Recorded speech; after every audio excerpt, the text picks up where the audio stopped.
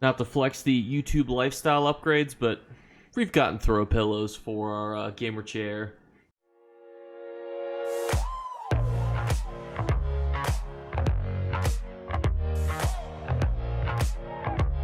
What's going on, YouTube? Today we're going to be giving you guys a video on Undaunted keys, how you can efficiently farm them to your maximum potential. Because I feel like on stream or in some of my videos where I'm talking about gold and gold making methods for a specific month, I directly mention things that you can buy with these Undaunted keys, and I never really tell you guys, hey, you should go out there and farm them a specific way. It's a currency. It's actually probably one of the most valuable currencies in its individual state. If you were to compare one gold, one AP, one Telvar, one RIP voucher, and one Undaunted key, an Undaunted key is probably the most valuable currency. And that's why you definitely need to know how to farm it and how to farm it efficiently. So we're going to be going over today what you should purchase with your Undaunted keys and how to efficiently farm your Undaunted keys. And we are on the road to 10,000 subscribers, so if you wouldn't mind helping me get to that milestone there, you can see my cat is in frame. She's very excited because at the time of recording, we were only 60 subscribers away, so help your boy out, and I'll help you guys out by keeping making on these videos. So we are currently in the Undaunted Enclave. For those of you who do not know, that is in the major capitals around Tamriel. And you will get invited here once you get to level 45. Once you get to level 45, you get an invitation here, and everyone's going to start giving you the quests. These 3 quests down here of all the people standing on the ground are going to give you 1 Undaunted key, should you complete them, or 2. We'll talk about that later. And this guy up here, you can ignore him. He doesn't do anything very helpful. Now, Undaunted keys generally serve one purpose, and that is to roll for a specific shoulder piece. You can see any monster set has a 50-50 odds if you were to buy these 5-piece coffers. Every single one of these vendors will have one of 3 loot pools. Basically, every monster set is pulled into 3 different loot pools based on these 3 vendors. And most people will just spend the 5 keys, roll for a 50-50 based on which one they want. Granted, you also have to remember your 50-50 is not only between these sets, but light, medium, and heavy. So you really have about a 1 in 6 chance of getting what you need, which truthfully is pretty horrible. So you may be thinking to yourself, okay, well, Jake, you said that gold was way less valuable than Undaunted keys, but everything you're showing me so far is bound to you. Bind on pickup. I can't do anything with that. Are we going to quick sell these? No. So you may have noticed the Kilnir's Nightmare Shoulders. Now, there's always an arm pack inside of the Elder Scrolls, and you are able to roll for that shoulder style page by purchasing the 1 mysterious coffer. You can actually see that it also has the chance to give you things such as ornate equipment, mercenary modus, which by the way are super valuable, jewelry from the harmony trait, and more. Now, an important distinction is that Kjolnir's is tied to a specific dungeon, which means that that shoulder was tied to that vendor because Kjolnir's is a dungeon that she would roll for. Her monster sets are tied to the dungeons that she does. These monster sets are tied to the ones that they do. So if, for example, Banished Cells was having their shoulder piece sold at a specific time, we'll get to how you can know which one's being sold. You would then see it inside of this vendor versus the other ones. The way that you can find them is you can find them inside of the Crown Store. Unfortunately, they're not usually in the featured section, which is where they used to always be. They are now somewhere completely different, and they like to hide them. And they are now in wardrobe. You can see that Kjolnir's has 2 days left, which means in 2 days, another arms pack is going to be coming in and filling the void. But for right now, it's Kjolnir's, which means that if you're watching this video within the next 48 hours and you want to roll for a very rare shoulder piece, this is the vendor you're going to want to come to, this is the person you're going to want to talk to, and this is the item you're going to want to get. The 1 mysterious coffer. This is the most bang for your buck way to spend your Undaunted keys and get a lot of rewards. So, obviously, this is supposed to be focusing on how to get Undaunted keys, and we've not even talked about that yet. Well, all 3 vendors, as stated earlier, will give you a quest that will give you the access to an Undaunted key. And all you have to do is talk to them, pick up the quest, and go complete it.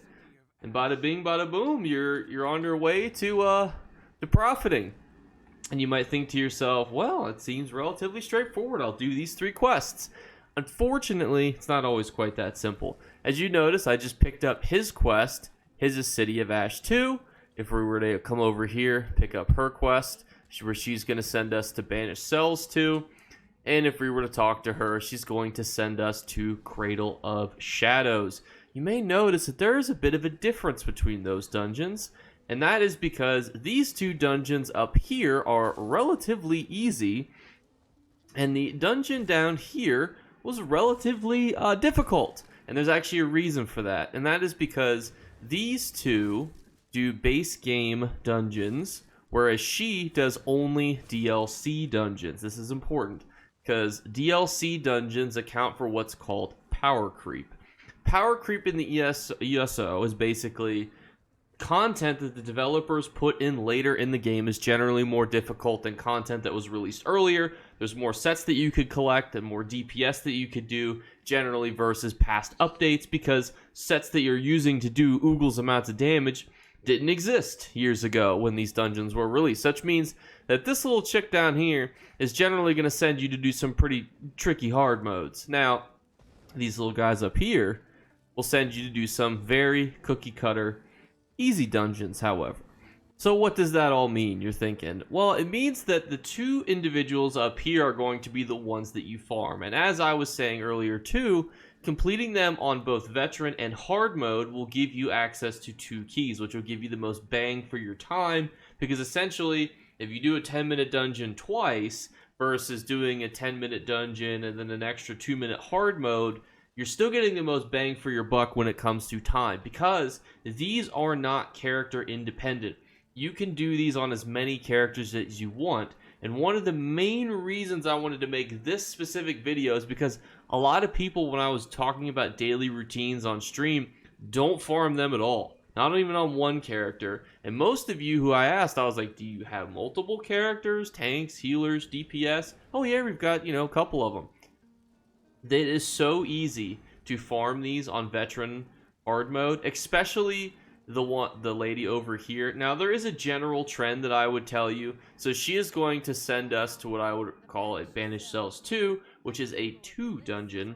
Generally, if it's got a 1 in it, it's very cookie cutter, easy, can be completed within 15 minutes max. Please do it on veteran. Please do it on hard mode. Some of them don't even have hard modes. It's going to be very, very easy for you, and it's going to be a lot of keys in a short amount of time. Log into your other characters, queue for them. I'll show you how to queue. Go in, complete the dungeon, turn in the quest, bada bing, bada boom, profit. Some of the 2s, I would say, are a little bit trickier. So you can see that she's got some of the other ones, like Wayrest Sewers 2, Eden Hollow 2. Can be a little bit trickier. Even Banished Cells 2 has a very annoying boss, by the way. That little jelly netch will throw your brain for a loop if you're me, and you'll kill yourself like 8 times on it because it reflects your damage back at you until it falls down. But, barring that, she's very easy. Now, he has the other ones, and unfortunately, there's not as much of a trend. I would say, obviously, City of Ash, Crypt of Hearts, very, very easy. The other ones, too, I would say are relatively easy as well. But I would just tell you that there is definitely an increased power curve. Which means that if you're looking for time and easiness and keys, just take as many characters as you can fathom doing it with and go through here. You might think to yourself, but Jake, I don't really have any good gear. I don't really have it. And I'm like, whoa, whoa, whoa, whoa. There's a lot of good gear these days that you can get either crafted, that you can get for very cheap on the market. I mean, just look at things like Order's Wrath. It is a craftable set, and it is probably one of the highest DPS sets in the game. You slap that on with any other PvE set that you could farm, and you're golden. You don't need to have crazy sets. And let alone the fact that if you just made 6 healers, you have 6 Templars, boom, you're just go in there, heal all those people, and keep everyone alive for about 30 seconds, and you're good.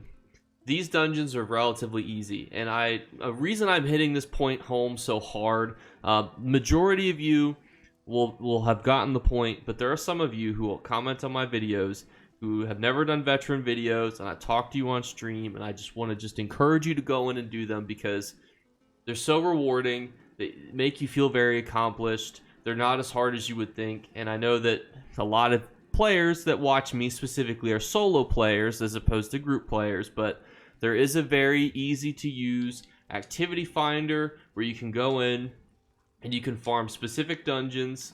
You can pick your role up here and you can go in. So say we wanted to do Banished Cells 2, which was one of the pledges, I would go in and queue, and you're going to be able to find them relatively quickly. You can search on veteran and normal at the same time. I would encourage you to always search on veteran, again, because I encourage you guys to do these easier ones on veteran. But also, because I've been neglecting this DLC dungeons over here, it's a good way if you're wanting to get into some normal DLC content, veteran. You can always queue it the same way, but maybe consider doing it on normal first before you get into a specific group of players who are farming pledges, just because generally DLC dungeons have some interesting mechanics that might be easier for you to navigate if you had a group of players. Not to say you can't do it, you certainly can, but there is definitely a huge power creep in those DLC dungeons. But overall, I hope this was helpful because I wanted to kind of encourage you guys to get into doing the Undaunted, which is a bit tricky because some of you guys know a lot about the Undaunted. Some of you know nothing about the Undaunted. When I streamed, some of you guys didn't even know the Undaunted existed. Some of you said that you just don't farm pledges anymore. So just to quickly TLDR you, farm the easiest pledge on as many characters at once as you can. There's some very easy sets that you can put on basically any character that's over the level to get into veteran, as long as they're veteran leveled, and you're going to be able to get in there. And even if you're not veteran leveled, as long as you're in the Undaunted, you can queue with your friends and you can still go in that way. So hope this was helpful. If you guys have questions about Undaunted keys, please put them in the comments below. Are you like me? Do you spend your Undaunted keys as you get them to roll for whatever shoulder piece is in? Because that's what I do. Or do you save them and then, try to roll 50 keys at once all at the same time? What do you guys do? What's your strategy? Or do you value the monster set shoulders that are in there? What do you guys find the most valuable thing in there?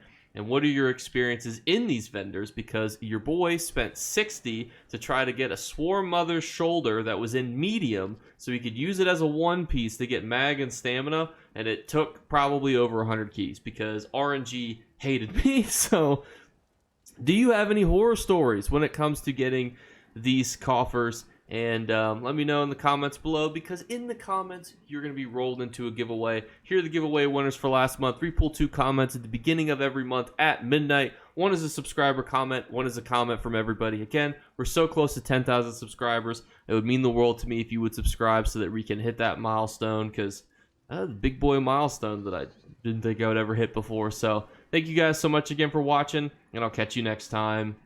Bye, guys. You better remember to like and subscribe to Jake Clips. Or you should. I might have to pluck your eyes if you don't. Or, better yet, I'll skip rope with your entrails. Do it now. Subscribe. Ta-ta. Off with you. Is like the new couch setup, with the little fluffy pillows on both sides. I guess I should probably put the tags down so it looks a little more official and fancy. Although not many streamers, when I was going on Twitch to try to copy people's backgrounds and whatnot, were playing on a couch. It was much more chair-oriented, but, potato, am I right, fellas? It's all about comfort. Tell me this doesn't look comfortable. You guys won't be able to hear me that far away, but tell me this doesn't look comfortable as I knock over my lamp. I'm going to leave this in the video. I want you guys to know that I'm destroying my house making this video, but, anywho, while I fix all this stuff, let me know what you guys think, and just know I appreciate and love you, and I'll catch you tomorrow. Bye, guys.